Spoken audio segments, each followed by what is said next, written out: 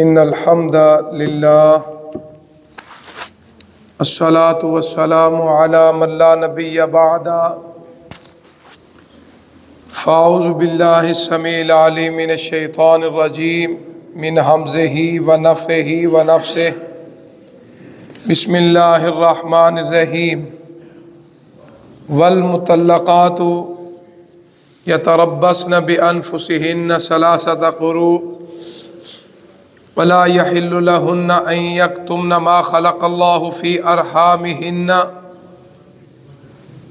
इन कुन्ना युमिन्न बिल्लाहि वल यौमिल आखिर व बुऊलतुहुन्ना अहक़्क़ु बिरद्दिहिन्न फ़ी ज़ालिक इन अरादू इस्लाहा वलहुन्ना मिस्लुल्लज़ी अलैहिन्न बिलमारूफ़ वलिर्रिजालि अलैहिन्न दरजा वल्लाहु अज़ीज़ुन हकीम सदक़ल्लाहुल अज़ीम। मुतल्लक़ा औरतें, तलाक़ वाली औरतें, तलाक़ के बाद उनकी जो इद्दत है वो 3 मेंसेस और 3 हैज़ है। उनके लिए ये बात हलाल नहीं, जायज़ नहीं कि जो अल्लाह ने पैदा किया है उनके रहमों में कि उसको छुपाएं। अगर वो अल्लाह पे, आखिरत के दिन पे ईमान रखते हैं, उनके खामद ज़्यादा हकदार हैं कि वापस आ जाएं अगर वो सुलह का इरादा करें। उनके लिए उसी मिसल है जो उनके ऊपर नेकी है। मर्दों के लिए उनके ऊपर दर्जा है। अल्लाह गालिब हिकमत वाला है। तलाक़ मर्रतानी, तलाक़ 2 मरतबा। फ़इम्साकुम बिमारूफ़िन, या अच्छे अंदाज से रोक लो, और तसरीहुम बिहसान, या अच्छे अंदाज से छोड़ दो। वला यहिल्लु लकुम अन ताख़ुज़ू, तुम्हारे लिए हलाल नहीं कि तुम उनसे पकड़ो, मिम्मा आतैतुमूहुन्ना शैआ, जो तुमने उन्हें कुछ दिया है। इल्ला अन यख़ाफ़ा अल्ला युक़ीमा हुदूदल्लाह, इस बात से डरें कि वह अल्लाह की हद्दों को कायम नहीं कर सकते। अगर डरो कि कायम नहीं कर सकते तो नहीं गुनाह उनके ऊपर जो उन्होंने फ़िदिया दिया है या हक़ महर दिया है। ये अल्लाह की हद्दें हैं, इन पे ज़्यादती ना करो, करास ना करो। जो इन हद्दों को करास करेगा वो जालिम है। फ़इन तल्लक़हा, अगर उसको तलाक़ दे दें, उसके लिए हलाल नहीं उसके बाद, हत्ता तनकिहा ज़ौजन गैरा, यहाँ तक किसी और से वो निकाह कर ले। अगर उसको तलाक़ दे दे तो कोई गुनाह नहीं उन दोनों के ऊपर के दोबारा वो सुलह कर लें, रजू कर लें। अगर इस बात पे यकीन हो कि यक़ीमा हुदूद अल्लाह, के अल्लाह की हद्दों को कायम कर सकते हैं। ये अल्लाह की हद्दें हैं। अल्लाह इसको बयान करते हैं लिक़ौमी यालमून, ऐसी कौम के लिए जो जानते हैं। आगे फिर अल्लाह फरमाते हैं वइज़ा तल्लक़्तुमुन निसा, अगर तुम औरतों को तलाक़ दे दो, अपनी इद्दत को वो पहुँच जाए तो अच्छे अंदाज से रोक लो या अच्छे अंदाज से छोड़ दो। वला तुमसिकूहुन्ना ज़िरारन लिताअतदू, इसलिए ना रोको कि तुम उन पे ज़्यादती करो, जुल्म करो। जो ये काम करेगा वह अपनी जान पे जुल्म करेगा। वला तत्तखिज़ू आयातिल्लाहि हुज़ुवा, अल्लाह की आयतों का मजाक ना बनाओ। वज़्कुरू निअमतल्लाह, अल्लाह की नेमतों को याद करो जो तुम्हारे ऊपर है, जो अल्लाह ने तुम्हारे ऊपर किताब, कुरान, हिकमत, धनाई, हदीस, जिसके साथ तुम्हें वसीयत की जाती है। अल्लाह से डर जाओ, यकीन कर लो बेशक अल्लाह ही जानने वाले हैं। अगर तुम औरतों को तलाक़ दे दो, फिर अल्लाह फरमा रहे हैं कि आप उस इद्दत को पहुँच जाए तो उन्हें रोको नहीं, यहाँ तक कि वो किसी और खामद से निकाह कर लें, मर्द से निकाह कर लें। इज़ा तरादू बैनहुम, जब उनमें आपस में रज़ामंदी हो अच्छे तरीके से। ये नसीहत की गई है जो तुम में से ईमान वाला है, अल्लाह पे ईमान रखता है, आखिरत के दिन पे ईमान रखता है, ये तुम्हारे लिए पकीज़ा और ज़्यादा बेहतर है। अल्लाह जानता है, तुम नहीं जानते। हज़रात मोहतरम, आज अल्लाह के फ़ज़ल व करम से 21वां रोज़ा 1446 हिजरी है। ताक रात अल्लाह के हज़ूर दुआ है कि रब्बुल आलमीन जितनी भी ताक रातें हैं, अल्लाह ताला हमें, हमारे घर वालों के लिए शब क़दर बना दे। उसके ख़जानों में कोई कमी नहीं। जब भी मांगो जन्नतुल फ़िरदौस मांगो। वो बड़ा ख़जानों का मालिक है, बड़ी सी बड़ी नेमतें, छोटी सी छोटी नेमतों का मालिक है और सारे ख़जानों का मालिक है। जब देने पे आता है तो यर्ज़ुक़ु मन यशाअ बग़ैर हिसाब, बग़ैर हिसाब के खाते खोल देता है। तो दुआ करो उस बग़ैर हिसाब में अल्लाह ताला हमारा, हमारे बच्चे और बच्चियों का, हमारी फैमिली का भी अल्लाह नाम शुमार कर ले। तो आज की इन आयात के अंदर बड़ा अहम मसला है जो हमारी माशरती ज़िंदगी में दाएँ बाएँ गुज़रता भी है और हम सुनते भी हैं। इन आयात में अल्लाह ताला ने तफसील से इस मसले को वाज़ेह किया है, लेकिन हमारे माशरे के अंदर बाज़ उलमा ने इस मसले को बड़ा पेचीदा बना दिया। लेकिन कुरान हदीस जो है, आपको पता है कि दीन फितरत है। जो अल्लाह ताला ने इंसान को बनाया है, अल्लाह को पता है कि मेरे इंसान के लिए क्या क्या आसानियाँ हैं और क्या क्या मुश्किलात हैं। अल्लाह ने उस मुश्किलात को, परेशानियों को सामने रख कर इन सारी आयतों में हमारे इस माशरती मसाइल में एक बहुत बड़ा जो अहम मसला है उसकी वजाहत फरमाई। पहली बात तो ये है कि अल्लाह को और अल्लाह के रसूल सल्लल्लाहु अलैहि वसल्लम को ये बात पसंद नहीं कि आप शैतान को राज़ी करें, क्योंकि तलाक से शैतान राज़ी होता है। क्योंकि वो चाहता है कि मियाँ बीवी में लड़ाई हो, जुदाई हो, अलहदगी हो। रब रहमान नहीं चाहता। इसी तरह हमारे इंसानों के अंदर बाज़ बदबख्त इंसान ऐसे हैं जो मियाँ बीवी में लड़ाई कराते हैं, वो शैतान के चेले हैं। यानी एक तो इंसान शैतान है, यानी कि इंसानों में बुरे लोग हैं जो मियाँ बीवी में लड़ाई कर, एक तो आम लड़ाई कराना बड़ा गुनाह है, ख़ासकर मियाँ बीवी के अंदर शक डालना, उनमें नफ़रत दिलाना, उनमें लड़ाई झगड़ा करवाना, इससे बड़ा बदबख्त इंसान नहीं है। क्योंकि इससे शैतान राज़ी होता है, वो शैतान को राज़ी करना चाहता है।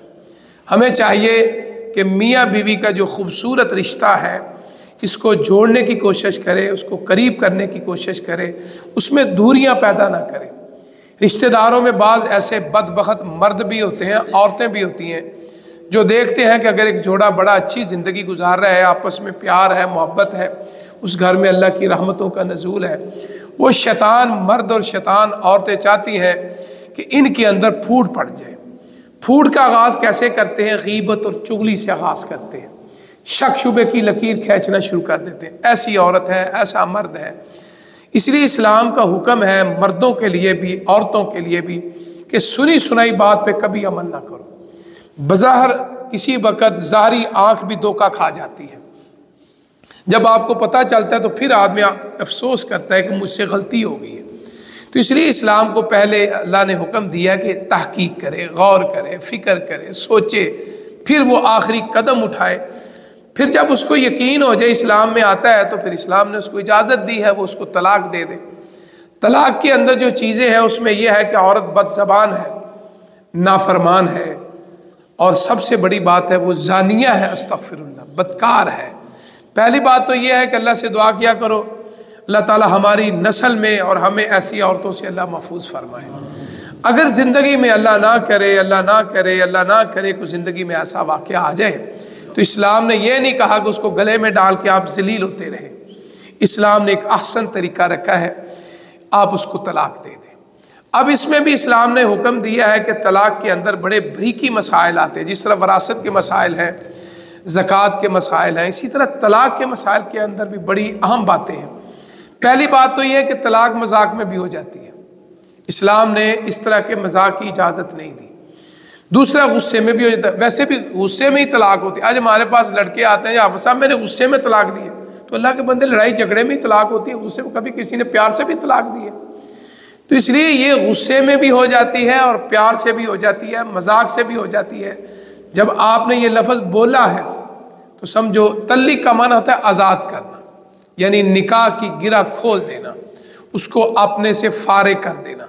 अक़दतुन निकाह यानी निकाह की जो गिरा लगी है, जब आदमी बोलता है ना तलाक, उसमें वो अंग्रेज़ी का लफ्ज़ भी हो सकता है, अरबी का लफ्ज़ भी हो सकता है, पंजाबी का भी लफ्ज़ हो सकता है, उर्दू का भी, जो भी उसकी लैंग्वेज है।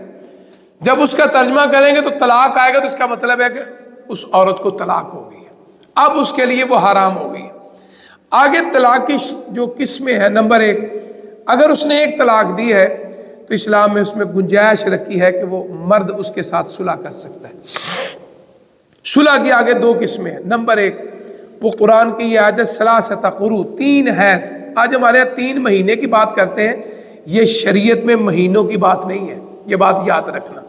इस्लाम ने मेंसेस यानी हैज़ या औरतों को ख़ास अय्याम आते हैं, फरमाया वो 3 दफ़ा आते हैं, तो उसके बाद वो औरत आज़ाद हो जाती है। अब ये है कि वो अब जब वो इद्दत ख़त्म हो गई, अब औरत को तलाक हो गई है, चाहे वो उसने एक तलाक दी, अब वो आज़ाद है। अब अगर वो औरत चाहे तो उस आदमी से निकाह दोबारा कर सकती है, अगर औरत ना चाहे तो वो औरत आज़ाद है, वो किसी और आदमी से निकाह कर सकती है। मर्द के लिए हक है इद्दत के अंदर 3 महीने वो ज़बरदस्ती भी औरत से सुलह कर सकता है, यानी इन 3 हैज़ों से पहले मर्द ज़बरदस्ती जो है वो सुलह कर सकता है ताकि शैतान जलील हो जाए। लेकिन जब ये 3 हैज़ गुजर जाए, इद्दत गुजर जाए, अब औरत को तलाक हो गई है, अब हम उस औरत से पूछेंगे क्या तो इस आदमी से दोबारा निकाह कर सकती है या नहीं कर सकती। इद्दत के अंदर बगैर निकाह के सुलह हो जाएगी, लेकिन जब इद्दत गुजर जाएगी, एक बात तो यह है कि उस औरत से पूछा जाएगा कि जिसने तुझे एक तलाक दी है, इद्दत ख़त्म हो चुकी है, अब तेरी मर्जी है, तो फिर दोबारा उस आदमी से निकाह होगा, हक महर होगा, गवाह होंगे, फिर वो उसकी बीवी बनेगी। ये एक अहम बात है एक तलाक के बाद। इसी तरह 2 तलाकों के बाद भी इसी तरह है। कुरान मजीद में आगे आपने सुना अत-तलाक़ु मर्रतानी, पहली तलाक के बाद भी यही शक्ल है, दूसरी तलाक के बाद भी यही शक्ल है। अब यहाँ जो इस्लाम ने हुक्म दिया कि उसकी इद्दत 3 हैज़ है, इसमें एक मसला हल हो गया कि एक ऐसी औरत जिसको तलाक होगी, वो हामला है, प्रेग्नेंट है, उसके यहाँ बच्चा होने वाला, उसकी इद्दत जो है वज़ा हमल, यानी जब तक बच्चा पैदा नहीं होगा उसकी इद्दत है। तो ये फ़र्क है।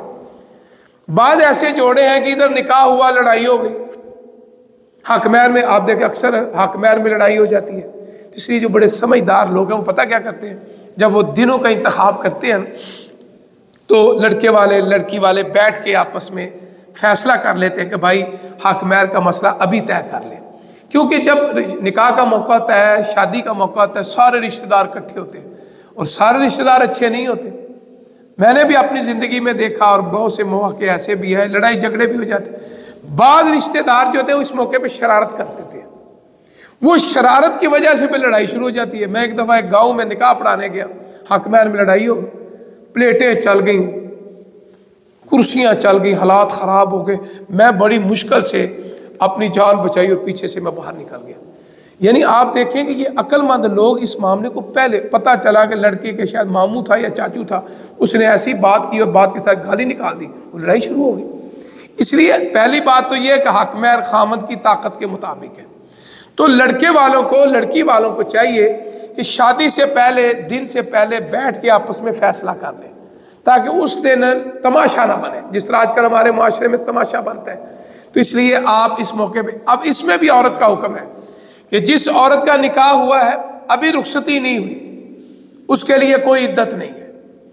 अगर वो आदमी बगैर रुखसत के तलाक दे देता है, वो औरत जब चाहे निकाह कर सकती है, यानी उसके लिए 3 जो है ये इद्दत का इस्लाम ने हुक्म नहीं दिया, इसलिए अल्लाह ने यहाँ हुक्म दिया, उसकी इद्दत ही है।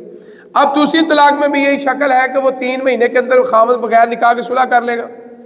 अगर 3 महीने के बाद सुलह करना चाहता है, फिर औरत की मर्जी मानी जाएगी, अगर वो चाहेगी तो निकाह होगा, वरना निकाह नहीं होगा। आगे अल्लाह ने फिर तीसरी किस्म बयान किया कि एक आदमी अपनी बीवी को 3 तलाक़ें दे देता है। अब यहाँ इख्तलाफी मसला हमारे माशरे के अंदर, उलमा ने इस मसले को बना दिया। वो कहते हैं जी अगर एक आदमी ने 3 तलाक़ें दे दी हैं तो हमेशा के लिए वो औरत हराम हो जाती। 3 तलाक़ों से मुराद होती है, जिस तरह आजकल कचहरी के अंदर, मैं अक्सर दोस्तों को, वकला को, ये जो कचहरी में बैठते हैं, एक दफ़ा एक लेक्चर का मौका मिला कौंसल हाल में, तो मैंने उनसे कहा था कि लड़का बीवी से लड़के आता है, आपके आगे तलाकनामा लिखवाता है, आपसे एक बहुत बड़ी गलती होती है। आप फटाफट एक प्रिंट शुदा आपके कंप्यूटर में मौजूद है, लैपटॉप में मौजूद है, आप फटाफट उसका नाम लिखते हैं, वल्दियत लिखते हैं और वो कागज निकाल देते हैं। उसके ऊपर पता क्या लिखा होता है? 3 मरतबा तलाक तलाक तलाक तलाक। मैंने उनको कहा कि भाई ये काम आप ना किया करें। एक आदमी है, बच्चा है, जवान है, खून गर्म है, लड़ाई हो गई, वो आपके पास आ गया, जी मैंने अपनी बीवी को तलाक देनी है, जल्दी ये तलाक निकाल दो। आप वो 3 तलाक़ें निकाल देते हैं, बाद में मसाइल पैदा हो जाते हैं। आपने कि ये किया करें, 1 तलाक प्रिंट करके निकाला करें, एक से भी तो हो ही जाती है ना। ताकि कल को अगर जब उस बच्चे को होश आएगी तो इस कागज़ की वजह से परेशानी नहीं बनेगी जो आजकल हमारे यहाँ बन जाती है। तो मैंने उनसे कहा कि अगर कोई नौजवान आपके पास आए, लड़ाई झगड़ा करके आता है, उसको होश नहीं होती, वल कातिमीन अल गैज़ वल आफीना, पहली बात तो यह कि अल्लाह ताला हमें महफूज फरमाए। गुस्से में आते हैं आपके पास, आप फटाफट वो कागज़ निकाल देते हैं जो आपके पास महफूज होता है। तो आप ऐसे किया करें कि वो कागज़ निकालें, उसमें एक तलाक लिखें, ताकि वो कल को अगर बच्चे को होश आए, मसाइल है, पता है औलाद भी हो सकती है, बच्चे भी छोटे छोटे हो सकते हैं, बुजुर्ग समझाते हैं, तो जब एक तलाक लिखी होगी तो रुकावट नहीं होगी, मसले में इख्तलाफ पैदा नहीं होगा, वो एक तलाक के बाद उसकी सुलह हो जाएगी, आपको भी नेकी मिलेगी। लेकिन हमारे माशरे के अंदर वो 3 तलाक़ें राज करवा देते हैं और फिर आगे फिर जब सुलह का मौका आता है फिर फलां के पास जाओ, फलां के पास जाओ, फलां के पास जाओ, कुछ कहते हैं जी हलाला, या हलाले की बात आगे कुरान मजीद की इसी आयत में आ रही है। अल्लाह के रसूल सल्लल्लाहु अलैहि वसल्लम में हलाला हराम है, हलाला करने वाला, हलाला करवाने वाला फरमाया लानती शख्स है, अस्तगफिरुल्लाह। इस्लाम गैरत का मजहब है, उस बेचारी लड़की का क्या कसूर है, तलाक तो खामद ने दी है, आप उसको गुनाह की दलदल में जना में डाल रहे हैं, अस्तगफिरुल्लाह। इस्लाम ने इसको जना करार दिया, अस्तगफिरुल्लाह। अल्लाह का शुक्र है आज इल्म की रोशनी आ गई, ये नेट के, मैं कहता हूँ बाज़ लोग कहते हैं नुकसान भी बहुत है, ठीक है मैं मानता हूँ, लेकिन इसके बड़े फ़ायदे भी हैं। बहुत से हमारे नौजवान जो है इस मोबाइल के नेट की वजह से अल्लाह ने उनको कुरान और हदीस का इल्म अता फरमाया, माशाअल्लाह, अल्लाह ने उनको शऊर अता फरमाया। आज कोई लड़का ऐसी बात मानने के लिए तैयार नहीं है जो हमारे पुराने मसले में चलता, 3 तलाक़ें दे दिए आप हलाला। हलाला किसको कहते हैं? वक्ती तौर पे किसी नौजवान से निकाह करवाना और सुबह जाके कहना इसको तूने तलाक दे दे, अस्तगफिरुल्लाह। इस तरह का निकाह को हलाला कहते हैं। इस्लाम के अंदर तरीका यह है कि अगर 3 तलाक़ें हो गई हैं, ठीक हो गई, अब 3 तलाक़ों के बाद इद्दत में भी सुलह नहीं है, जो पहली में दूसरी में, अब उसके लिए हराम हो चुकी है।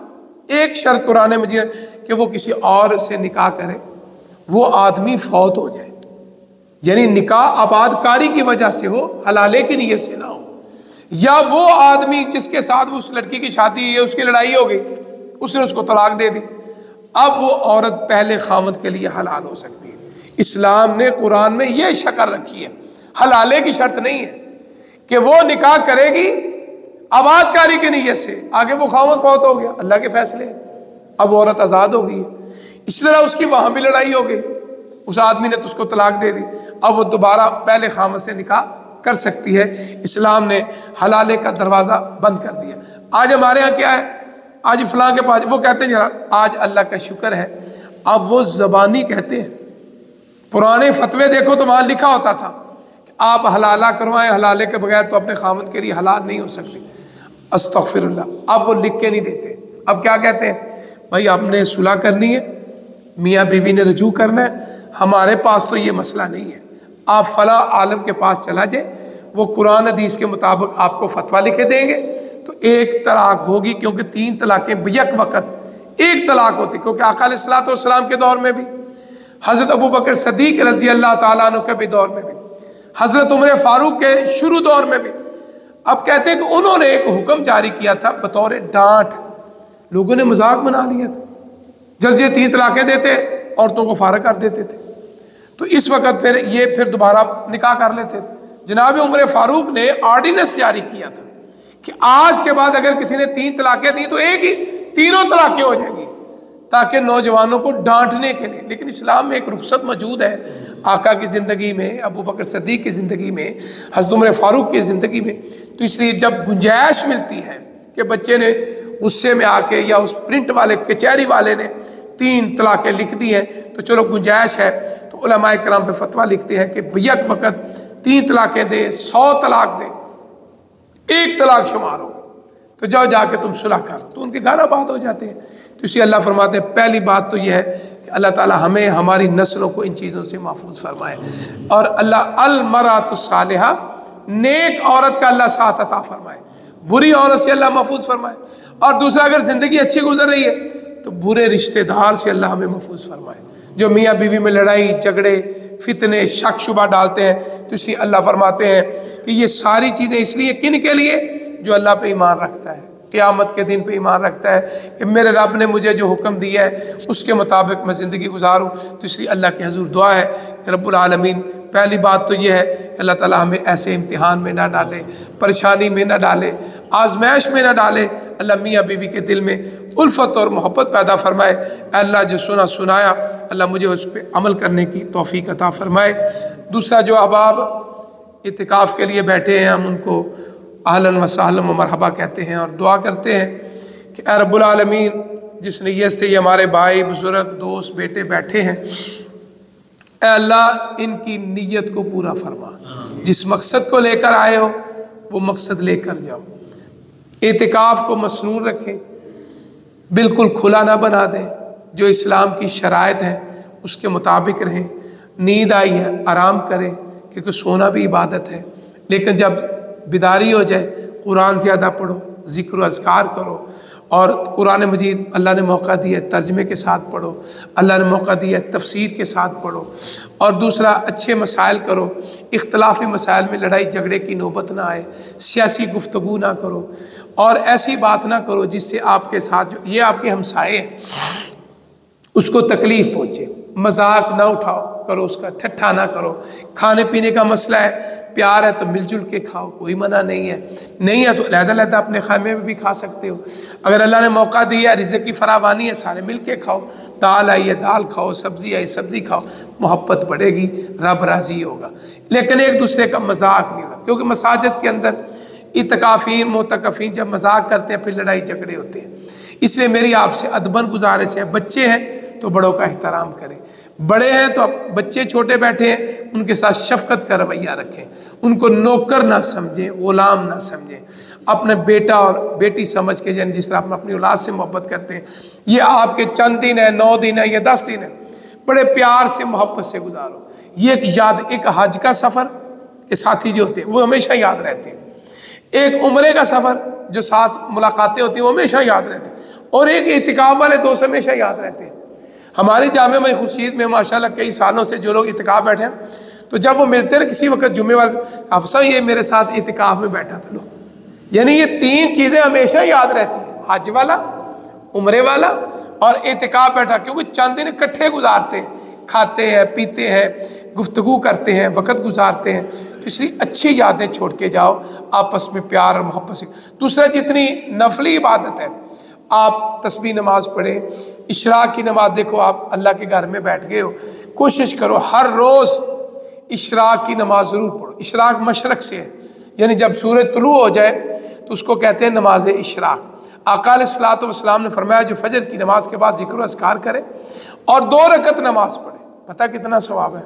अल्लाह ने मौका दिया आपको हर रोज़ पढ़ना, फरमाया 2 रकत नमाज पढ़े, 1 हज उम्रे का सवाब मिलेगा। अल्लाह अकबर, अल्लाह ने आपको मौका दिया है, इसलिए आप फजर की नमाज पढ़ के कुरान पढ़ो, ज़िक्र करो, तस्बीहात पढ़ो, ला इलाहा इल्लल्लाह वहदहू ला शरीका लहू लहुल मुल्कु व लहुल हम्दु व हुवा अला कुल्लि शैइन क़दीर 100 मरतबा पढ़ो, 10 मरतबा पढ़ो, जितने भी अज़कार हैं। फिर जब सूरज तुलू हो जाए, वो घड़ी हाफ़िज़ साहब ने लगाई हुई, ज़ीशान साहब ने, उसको देखो टाइम हो गया, उठ के 2 रकत नमाज पढ़ो। अगर वज़ू टूट गया है तो दोबारा वज़ू कर लो, कोई मना नहीं। अगर वो वज़ू कायम है, उसी वज़ू से जो फजर वाला वज़ू है, आप इशराक की 2 रकत नमाज पढ़ें। आका फरमाया 1 हज 1 उम्रे का सवाब मिलेगा, सिर्फ सवाब नहीं, आका ने 7 गारंटी दी है, पूरा पूरा पूरा। क्या मतलब?